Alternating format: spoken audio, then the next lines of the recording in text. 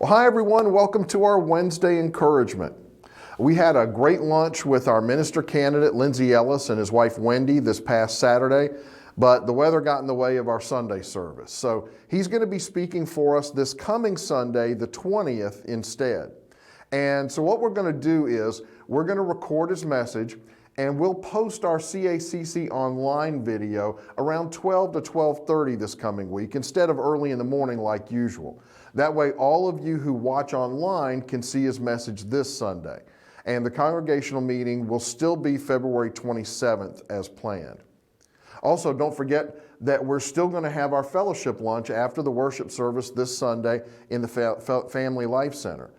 Bring your favorite soup, stew, or chili, as well as dessert to share, and enjoy this great time of fellowship Sunday after the worship service. And Lent begins in just a couple of weeks, where we prepare ourselves for our celebration of Christ's resurrection at Easter.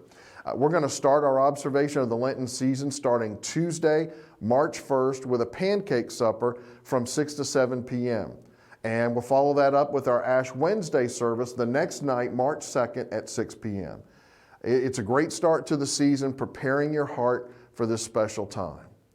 And be thinking of what you're going to give up for Lent. Remember, we sacrifice something important to us in our life for the 6 weeks of Lent as a reminder of the huge sacrifice Jesus made for us on the cross.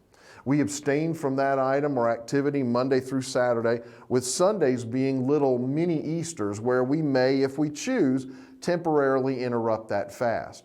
But the point is to remember the sacrifice that Jesus made for us. And as we've done in the past, we're going to have devotions every Monday through Saturday of Lent, and they'll be available on our website, our app, and our Facebook page to help you as you look ahead to our celebration of Jesus' resurrection at Easter. Well, I'm the first one to admit that I'm not an art enthusiast. I've seen paintings that critics raved over that I thought were done by a kid in his kindergarten finger painting class. So I don't normally notice things about art, but this recent story out of Russia caught my attention. What do you think of this painting? It's called The Three Figures by Anna Leperskaya.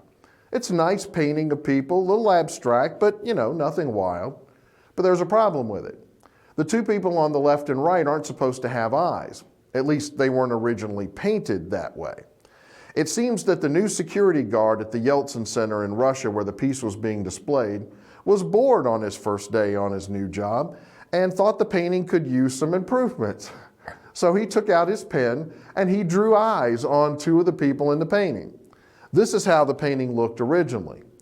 And because of the now unemployed guard's doodling, the painting that had been valued at millions of dollars has been ruined. It's amazing how little it takes to go from perfect to imperfect. All it would have taken is a little mark on that painting, and suddenly it's not what it was created to be anymore. The same thing happens to us. One sin is all it takes to separate us from God because He's perfect and He can't be in the presence of imperfection. So when we sin, we're no longer perfect and our relationship with Him is broken. This story with the painting also points out how value is determined. If I'm going to be perfectly honest, I think the painting looks better with the eyes. To me, it just made it look better. But I'm not the one who determines the value of the painting. Art collectors and art appraisers determine the value of a work, taking into consideration the creator's vision for it. And because those markings the guard gave it destroyed the artist's creation, its value plummeted. And mistakes we've made along the way can lower our value in the minds of others. Sometimes just one regrettable action can cause people to just write us off. But here's the thing. It's not other people who determine our real value.